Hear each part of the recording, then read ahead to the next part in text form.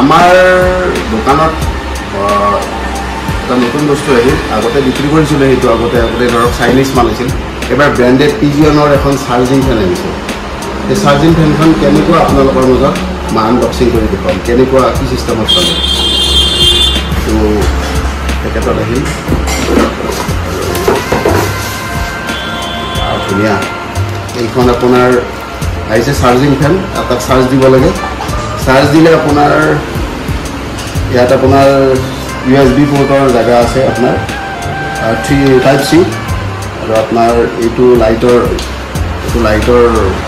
ধৰক কোনোবাই যদি পঢ়া শুনা কৰে এনেকৈ লাইটৰ ব্যৱস্থা আছে আৰু এইটো হৈছে ফেন তিনিটা চুইচ তিনিবাৰ দিব লাগে 1 2 3 ধুনীয়া হাৱা